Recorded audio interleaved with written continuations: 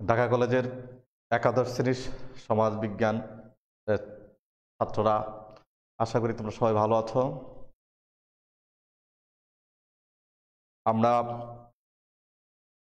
তোমরা জানো যে গত ক্লাসে আমরা একটা অধ্যায় শেষ করেছিলাম এবং বলেছিলাম যে আজকে আমরা একটা নতুন অধ্যায় শুরু করব।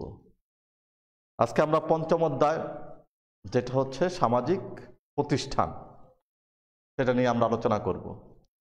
তো এই চ্যাপ্টারে যে বিষয়গুলো আমরা আলোচনা করব সেই বিষয়গুলো হচ্ছে যে প্রথমে সামাজিক প্রতিষ্ঠানের গুরুত্ব, তারপরে বিবাহের ধারণা, পরিবারের ধারণা, পরিবারের বৈশিষ্ট্য, পরিবারের উৎপত্তি ও বিবর্তন তত্ত্ব, পরিবারের প্রকারভেদ,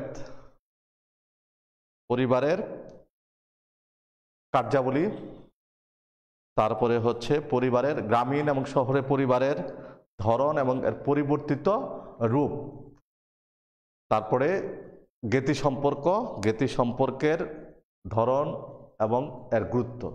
এই হচ্ছে আমাদের এই অধ্যায়ের বিষয়বস্তু সমূহ। তাহলে দেখো, প্রথমে আমাদের যে অধ্যায়ের প্রথমে শুরুতে আছে কি সামাজিক প্রতিষ্ঠানের গুরুত্ব। তোমরা জানো যে আমরা বেসিক কনসেপ্ট, পূর্বের যে অধ্যায়টা ছিল বেসিক কনসেপ্ট, সেইখানে আমরা যে জিনিসটা আলোচনা করেছিলাম, এখানে প্রতিষ্ঠান বলে একটা গুরুত্বপূর্ণ প্রত্যয় কিন্তু আমরা আলোচনা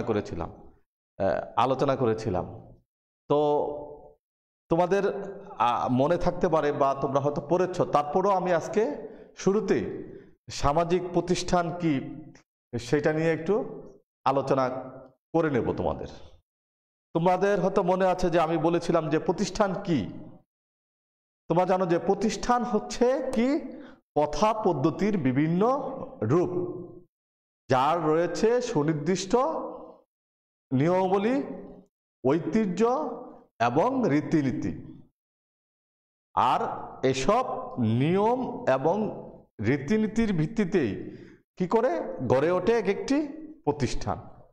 তাহলে কি হচ্ছে প্রতিষ্ঠান? তাহলে ওইখানে আমি আবারও বলছিলাম যে প্রতিষ্ঠান, বিভিন্ন ধরনের প্রতিষ্ঠান আছে। সামাজিক প্রতিষ্ঠান, অর্থনৈতিক প্রতিষ্ঠান, রাজনৈতিক প্রতিষ্ঠান এবং ধর্মীয় প্রতিষ্ঠান। তাহলে আমাদের এই অধ্যায় হচ্ছে সামাজিক প্রতিষ্ঠান। তো সামাজিক প্রতিষ্ঠানের মধ্যে যেগুলো রয়েছে সেগুলো কি? সেটা হচ্ছে পরিবার, বিবাহ এবং জ্ঞাতি সম্পর্ক। তাহলে প্রতিষ্ঠান কি? প্রতিষ্ঠান হচ্ছে প্রথা পদ্ধতির বিভিন্ন রূপ। কি আছে? যার আছে সুনির্দিষ্ট নিয়মাবলী এবং ঐতিহ্য এবং রীতিনীতি। এসব নিয়ম এবং রীতিনীতির ভিত্তিতেই এক একটি কি করে এই প্রতিষ্ঠান গড়ে ওঠে। যেমন ধরো, বিবাহ একটা প্রতিষ্ঠান, পরিবার একটা প্রতিষ্ঠান, তারপরে হচ্ছে জ্ঞাতি সম্পর্ক।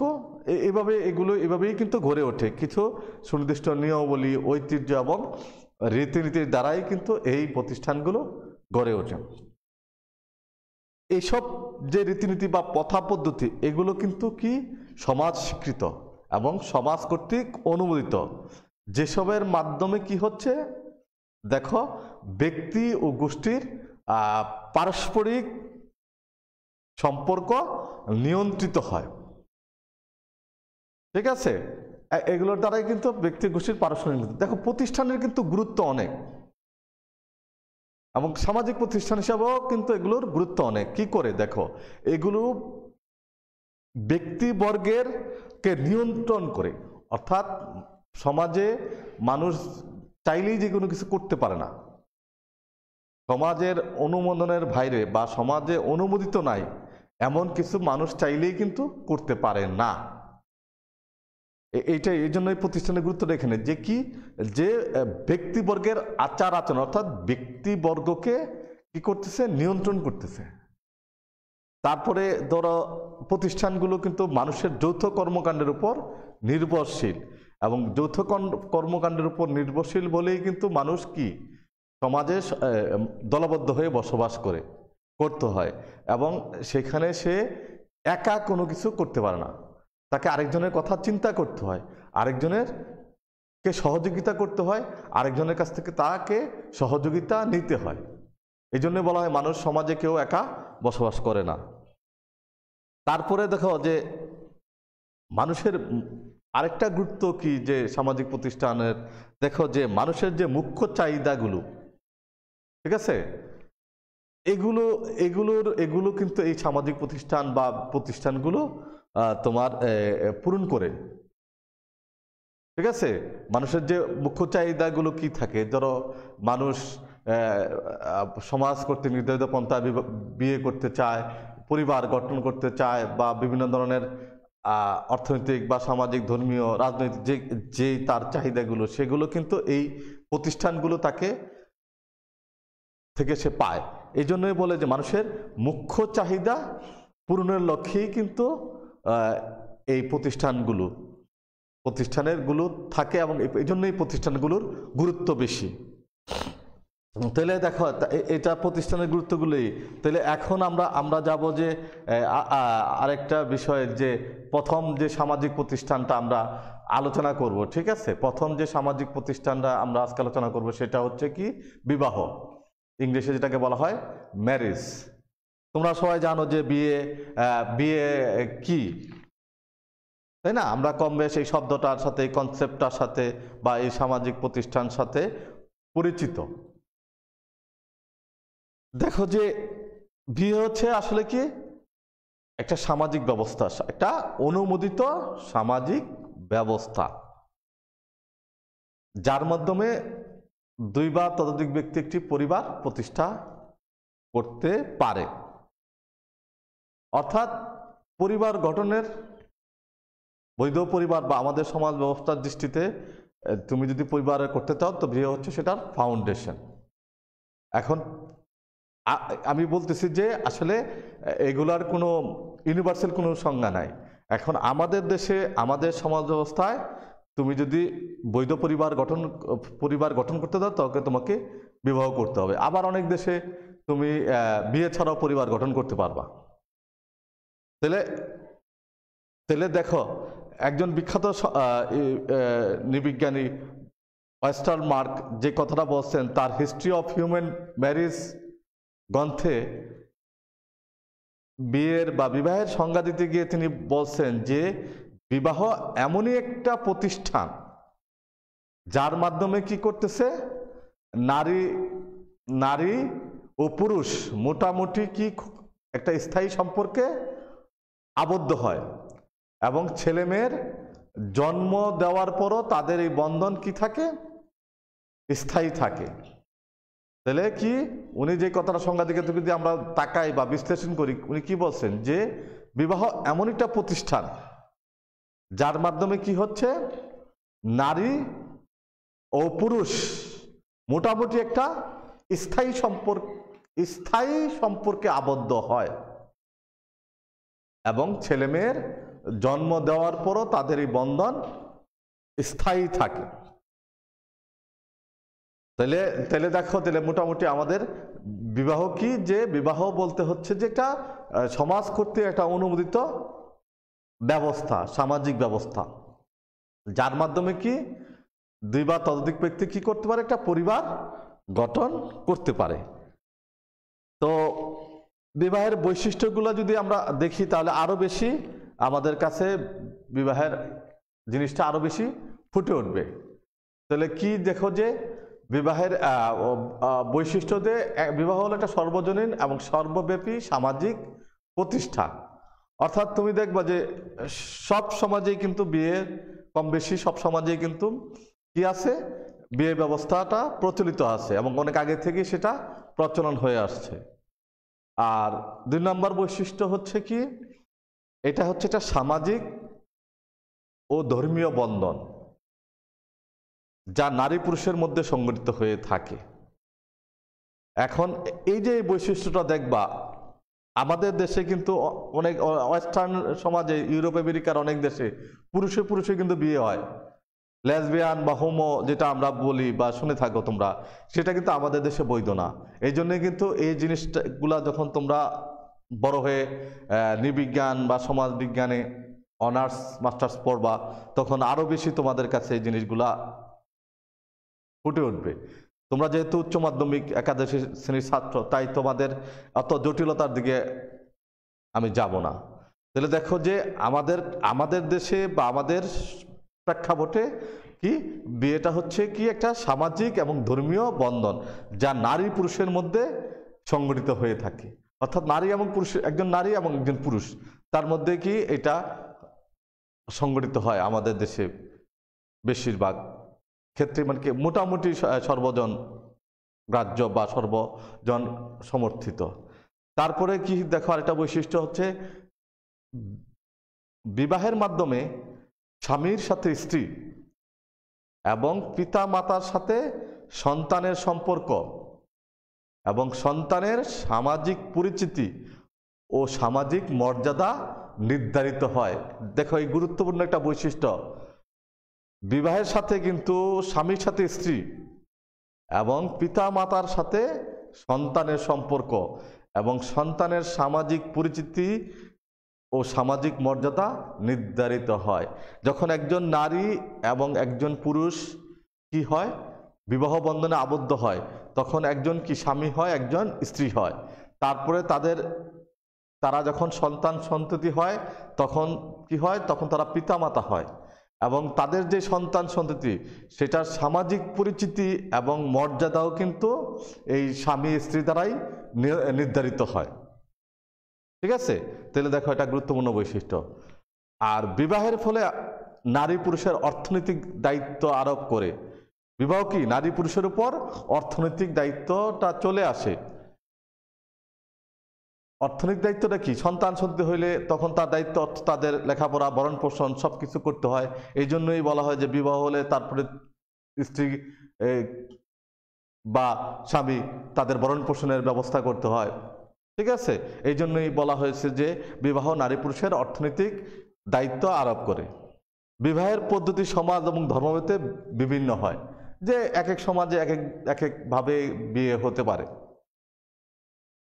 খ্রিস্টান সমাজে একরকম, বৌদ্ধ সমাজে একরকম, আমাদের মুসলিম সমাজে একরকম, বা এক এক কালচার অনুযায়ী এক এক ধরনের বিবাহের দেখা যায় বা বিবাহের অনুষ্ঠান এক এক রকম হয়। তারপরে হচ্ছে আর একটা গুরুত্বপূর্ণ বৈশিষ্ট্য, দেখো বিবাহ কেবল নারী পুরুষের জৈবিক চাহিদা পূরণ করে না, বরং এর মাধ্যমে একটা আত্মার বন্ধনও সৃষ্টি হয়। আমাদের সমাজের প্রেক্ষাপটে আমি কিন্তু বারবার তোমাদের বলতেছি যে এই যে বৈশিষ্ট্য বা বিবাহের যে কনসেপ্টটা, এটা আমাদের সমাজ ব্যবস্থার প্রেক্ষাপটে কিন্তু আমি আলোচনা করতেছি। একটা মনে রাখবা যে নৃবিজ্ঞানীরা বলেন বা সমাজবিজ্ঞানীরা বলেন যে আসলে বিয়ের কোনো সার্বজনীন সংজ্ঞা নেই বা ঐক্যমত্য কোনো সংজ্ঞা নেই। সেটা তোমরা অনার বড় ক্লাসে হলে জানতে পারবা কেন নেই, এখন তোমাদের এই মুহূর্তে প্রয়োজন নেই। যে নারী পুরুষের যে জৈবিক চাহিদা, মানুষের যে জৈবিক চাহিদা বা মানুষের যে যৌন চাহিদা, বৈধ যৌন চাহিদা, ঠিক আছে, সেক্সুয়াল যে ডিমান্ডস, সেটা বিয়ের মাধ্যমেই কিন্তু পূরণ করা যায় এবং সেটা সমাজ কিন্তু সমাজ স্বীকৃত, অ্যাকসেপ্টেড, এবং এর মাধ্যমে কি একটা হয়, বিয়ে করলে একটা স্বামী স্ত্রীর মধ্যে শুধু জৈবিক চাহিদা পূরণ, আত্মিক সম্পর্ক বা আত্মার সম্পর্ক সৃষ্টি হয়। এবং বিবাহ নারী পুরুষের মধ্যে পারস্পরিক দায়িত্ব কর্তব্য আরোপ করে। তাহলে দেখো আরেকটা বৈশিষ্ট্য কি, যে যখন মানুষ বিয়ে করে তখন তাদের উভয়ের প্রতি কিছু দায়িত্ব কর্তব্য তাদের চলে আসে। স্বামীর কিছু দায়িত্ব কর্তব্য আছে, স্ত্রীর কিছু দায়িত্ব করতে হবে, এবং তাদের সন্তান সন্ততি হলে তখন আরো কিছু দায়িত্ব কর্তব্য তাদের উপর আরোপিত হয়। তো এগুলো হচ্ছে বৈশিষ্ট্য। এখন আসো যে এখন আমরা আলোচনা করব যে কি বিবাহের প্রকারভেদ। বিবাহের প্রকারভেদগুলো নিয়ে আমরা আলোচনা করব। এইটা আমরা বিভিন্ন সমাজের প্রেক্ষাপটে বা দেখা যায় যেরকম সবগুলো নিয়ে আমরা কিন্তু এখানে আলোচনা করব। ঠিক আছে, তাহলে দেখো প্রথমে আমরা কি আলোচনা করব, যে প্রথমে আমরা যে ধরনটা যে একক বিবাহ, যেটাকে ইংলিশে বলা হচ্ছে মনোগেমি ম্যারেজ।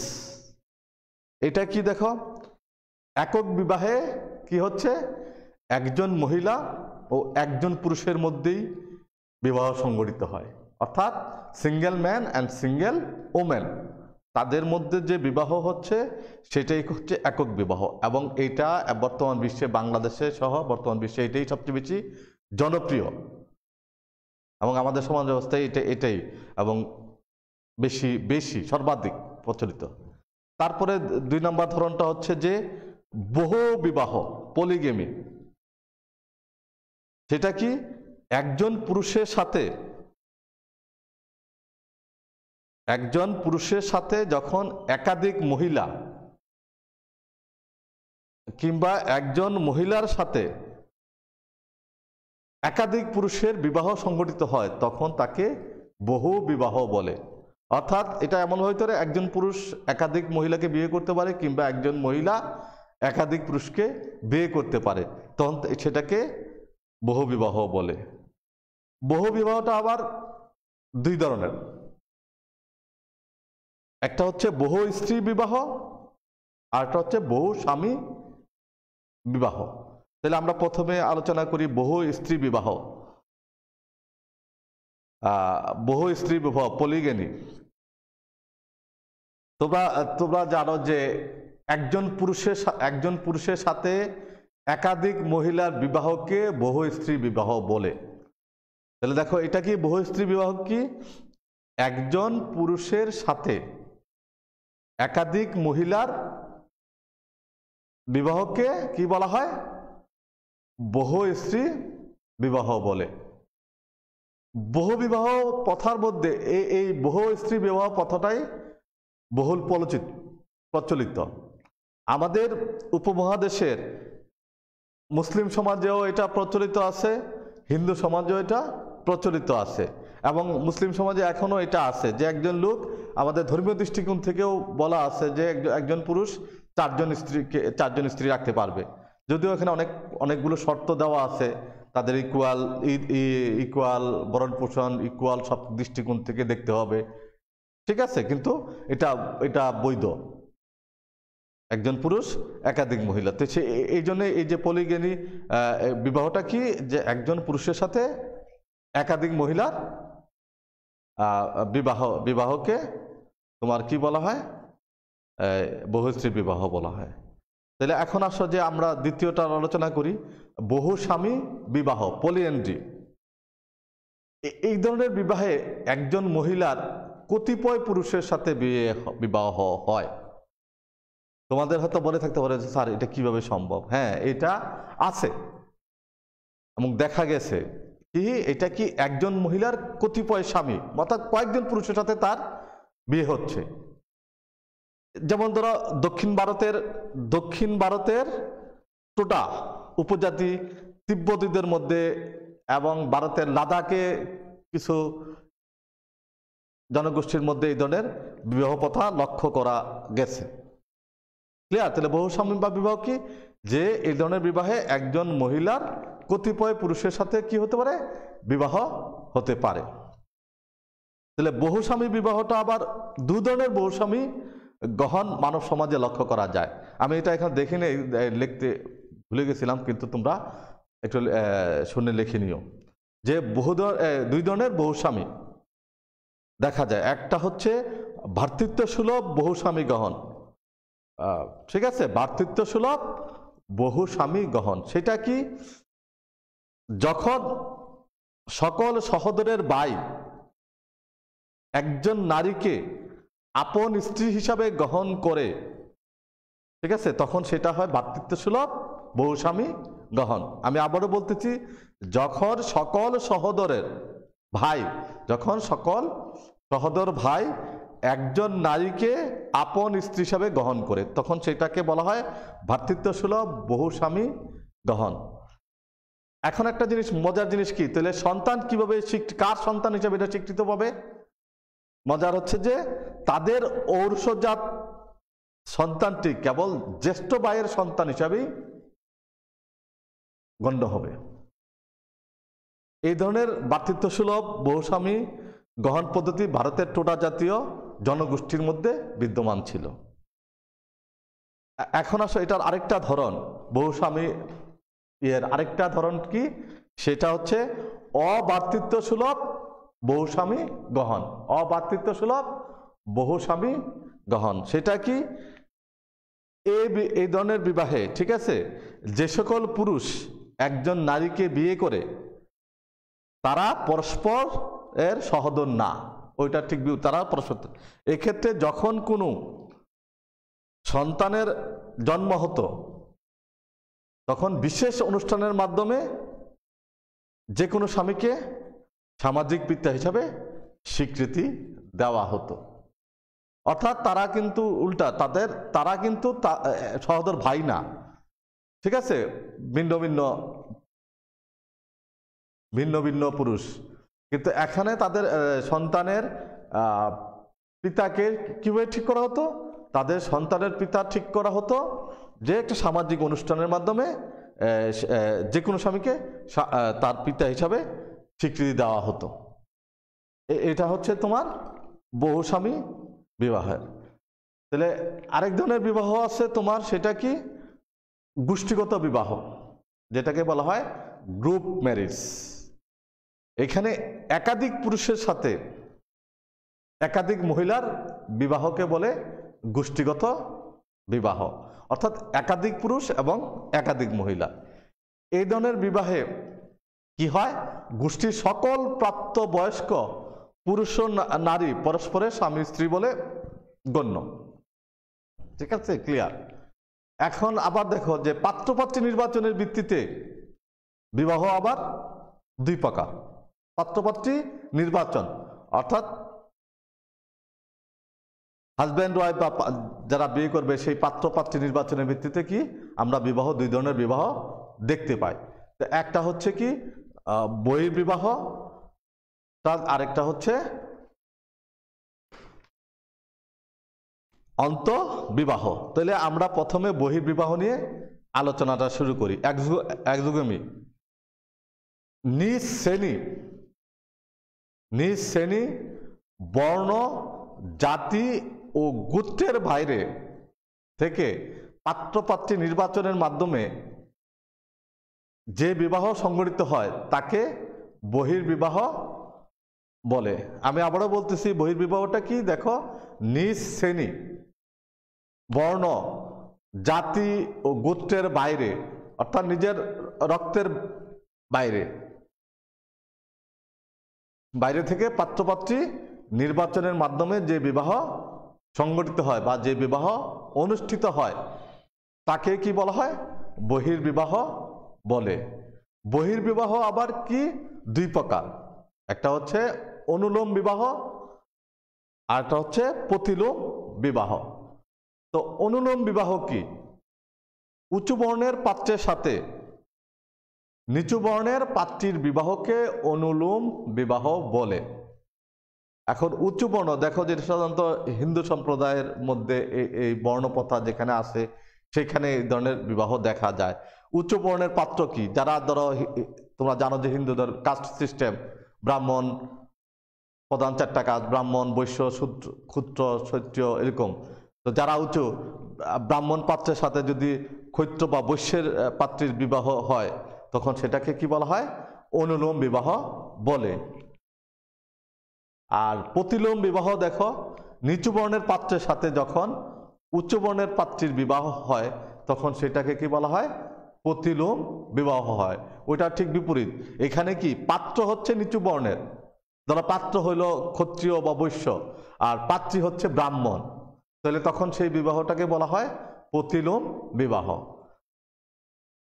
তাহলে তোমরা বুঝতে পেরেছো প্রতিলোম বিবাহ কি। এখন আসো ওইটার দ্বিতীয় ধরনটায় কি ছিল? অন্তঃবিবাহ। অন্তঃবিবাহটা কি? যে নিজ শ্রেণী বর্ণ জাতি গোষ্ঠী তথা গোত্রের বাইরে থেকে পাত্রপাত্রী নির্বাচনের মাধ্যমে বিবাহকে অন্তঃবিবাহ বলে। অর্থাৎ নিজের শ্রেণীর মধ্যে, নিজের বর্ণের মধ্যে, নিজের জ্ঞাতি গোষ্ঠীর মধ্যে বিবাহ করাটাকে কি বলা হয়? অন্তঃবিবাহ বলে। ব্রাহ্মণ যদি ব্রাহ্মণের মেয়েকে, ব্রাহ্মণ পাত্র ব্রাহ্মণ পাত্রী, তাইলে সেটা, বা ক্ষত্রিয় ক্ষেত্রে ক্ষত্রিয় পাত্র ক্ষত্রিয় পাত্রী, এই ক্ষেত্রে কি এইটাই হচ্ছে যে নিজেদের মধ্যে, নিজের জ্ঞাতি গোষ্ঠীর মধ্যে বিবাহটাই হচ্ছে কি অন্তঃবিবাহ। তারপরে আসো যে পাত্রপাত্রী নির্বাচনের ভিত্তিতে বিবাহ আবার 4 প্রকার।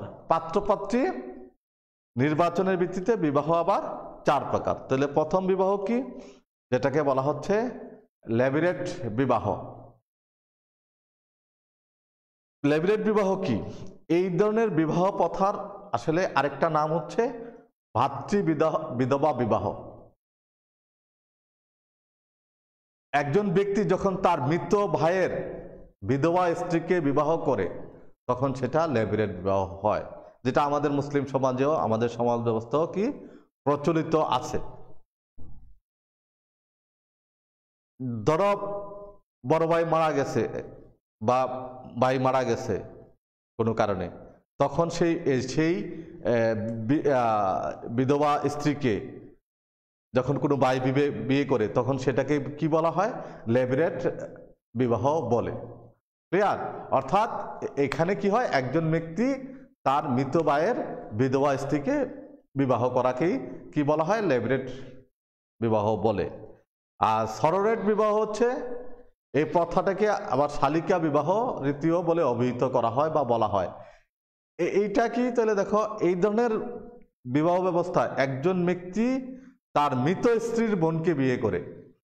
দেখো, এটা আমাদের দেশে আমাদের সমাজ ব্যবস্থাও মারা গেছে, যে কোনো কারণে ধরো স্ত্রী মারা গেছে, তখন সম্পত্তি রক্ষা বা কোনো কারণে বাচ্চা হয়েছে তাদের মানুষ পালন করার জন্য তখন কি করা হয়? ছোট বোনকে বিয়ে দেওয়া হয়। ঠিক আছে? তো সেইটাই হচ্ছে সরোগেট, যে অর্থাৎ একজন ব্যক্তি তার মৃত স্ত্রীর বোনকে বিয়ে করে। তারপরে 3 নম্বর সেটা হচ্ছে সমান্তরাল কাজিন বিবাহ, প্যারালাল কাজিন ম্যারেজ। সেটা কি? যে চাচাতো বা খালাতো ভাই বোনের মধ্যে সংগঠিত বিবাহকে, চাচাতো এবং খালাতো ভাই বোনের মধ্যে, চাচাতো বা খালাতো ভাই বোনের মধ্যে সংগঠিত বিবাহকে সমান্তরাল কাজিন বা প্যারালাল কাজিন বিবাহ বলে। মুসলমান সমাজে, আমাদের সমাজ ব্যবস্থা এই ধরনের বিয়ে প্রচলিত আছে এবং অনুমোদিত। আরেকটা হচ্ছে ক্রস কাজিন ম্যারেজ। সেটা কি? বাংলায় বলা হয় বিষম কাজিন বিবাহ, অর্থাৎ মামাতো ও ফুফাতো, মামাতো বা ফুফাতো ভাই বোনের অনুষ্ঠিত বিবাহকে বিষম কাজিন বা ক্রস কাজিন বিবাহ বলে। মুসলিম সমাজে এই ধরনের বিবাহ কি দেখা যায়, বা আমাদের সমাজ ব্যবস্থাও এই ধরনের বিবাহ অনুমোদিত এবং আছে। তারপরে দেখো যে পাত্রপাত্রীর ইচ্ছার ভিত্তিতে বিবাহ আবার 2 প্রকার। পাত্রপাত্রীর ইচ্ছার ভিত্তিতে, সেটা কিরকম? অ্যারেঞ্জ ম্যারেজ, যেটাকে আমি বাংলা করছি বন্দোবস্ত বিবাহ, অর্থাৎ আয়োজন করে যে বিবাহ দেওয়া হয়, যে বিবাহের ক্ষেত্রে পুত্রকন্যার অভিভাবকরা পাত্রপাত্রী মনোনয়ন করে বিবাহের সম্বন্ধ স্থির করে তাকে বন্দোবস্ত বা স্থিরকৃত বিবাহ বলে। বাংলাদেশের অনেক ক্ষেত্রে আগে থেকেও বা এটাই বেশি, অ্যারেঞ্জ ম্যারেজটাই বেশি দেখা যায়, অর্থাৎ গার্জিয়ানরা ঠিক করে দেয় বিয়েটা, পাত্রপাত্রী মনোনয়ন করে, এই জন্য এটাকে বলা হয় অ্যারেঞ্জ ম্যারেজ। তারপরে আছে যে রোমান্টিক ম্যারেজ। সেটা কি? যে পাত্রপাত্রীর ইচ্ছায় যে বিবাহ সংগঠিত হয় তাকে বলা হয় রোমান্টিক ম্যারেজ বা লাভ ম্যারেজ, অর্থাৎ যারা পাত্র নিজেরা পছন্দ করে বা প্রেম করে ভালোবাসা করে যে বিয়েটা করে সেটাকে বলা হয় লাভ ম্যারেজ।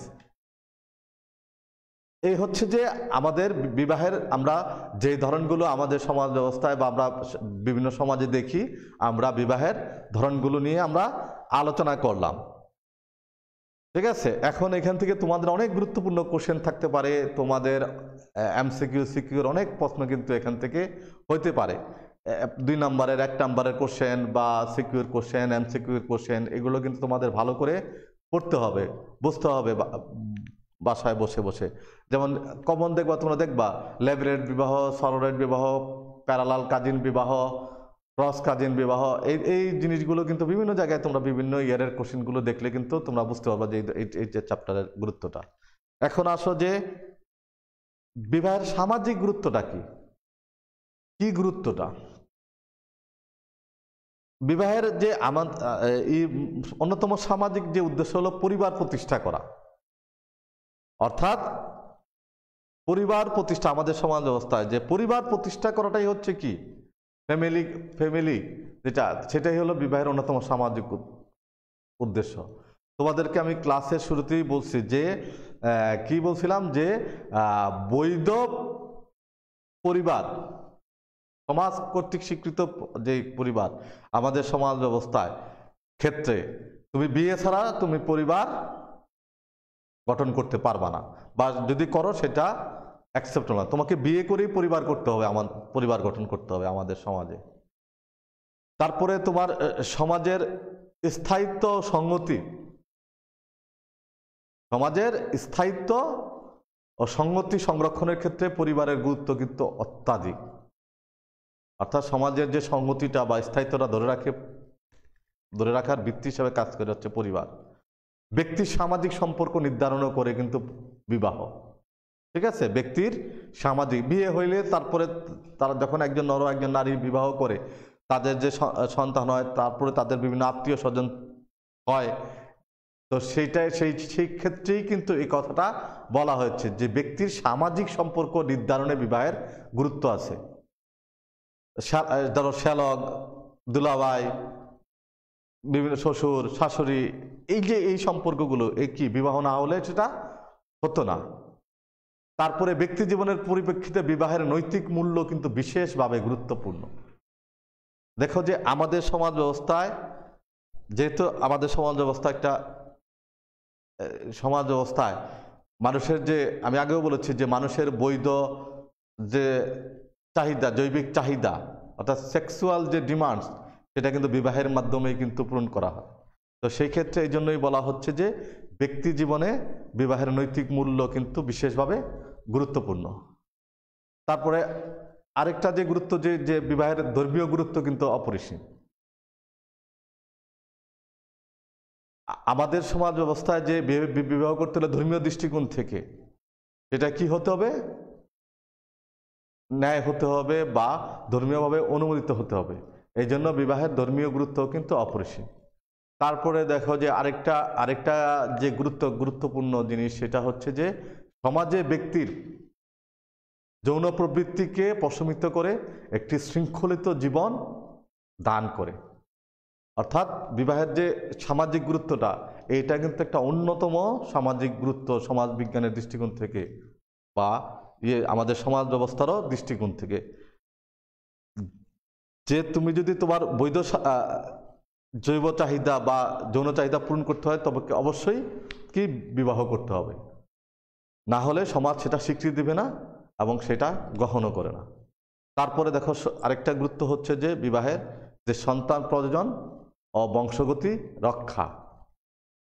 অর্থাৎ সন্তান এবং তার বৈধ সন্তান, বিবাহের মাধ্যমে কি হয়, যখন পরিবার হয় তখন মানুষের যে সন্তান সাথে সেটাই কিন্তু সমাজ গ্রহণ করে। আমাদের সমাজের প্রেক্ষাপটে আমি কিন্তু বারবার তোমাদের বলতেছি যে আমাদের সমাজে পরিবার গঠনের অন্যতম হচ্ছে বিবাহ এবং সমাজ স্বীকৃত পন্থায় সেই বিবাহ। তাহলে দেখো সমাজ বহির্ভূত বা আমাদের সমাজে যে নিয়মে বিবাহ হওয়ার কথা, সেই নিয়ম বহির্ভূত বিবাহ হলে কিন্তু সমাজ সেটা গ্রহণ করে না এবং সেই সন্তানকে সামাজিক স্বীকৃতি দেয় না। তাহলে দেখো, তাহলে সন্তান প্রয়োজন এবং বংশগতি রক্ষার ক্ষেত্রেও কি আছে, পরিবারের গুরুত্ব আছে, বিবাহের গুরুত্ব আছে। তারপরে লাস্টে যে গুরুত্বটা, সেটা হচ্ছে যে বিবাহের মাধ্যমেই ব্যক্তির সাথে অপরাপর ব্যক্তিদের বা অন্যদের কি হয়, একটা আত্মিক সম্পর্ক গড়ে ওঠে। অর্থাৎ বিবাহের মাধ্যমে সে একজন বিবাহের মাধ্যমে আরেকটা পরিবারের সাথে তার সম্পর্ক তৈরি হয়, নানা ধরনের মানুষের সাথে তার কি হয়, বিভিন্ন ধরনের রিলেশন গড়ে ওঠে। তো দেখো যে তার ফলে কি হয়, তার জ্ঞাতি সম্পর্ক তৈরি হয়, জ্ঞাতি সম্পর্ক গড়ে ওঠে। তাহলে জ্ঞাতি সম্পর্ক তৈরি করার ক্ষেত্রেও কি হচ্ছে, বিবাহ একটা গুরুত্বপূর্ণ ভূমিকা পালন করে। তাহলে দেখো আজকের ক্লাসে আমরা যে বিষয়গুলো নিয়ে আলোচনা করলাম, যে আমরা পঞ্চম অধ্যায়ে চ্যাপ্টারটার নাম ছিল সামাজিক প্রতিষ্ঠান।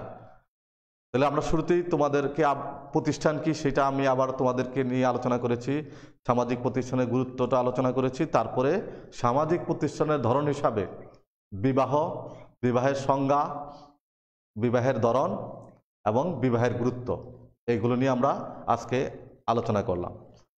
আশা করি তোমরা বাসায় বসে এগুলো একটু পড়বে এবং নিজেকে সেভাবে তৈরি করবে। সবাই ভালো থাকো এবং সুস্থ থাকো।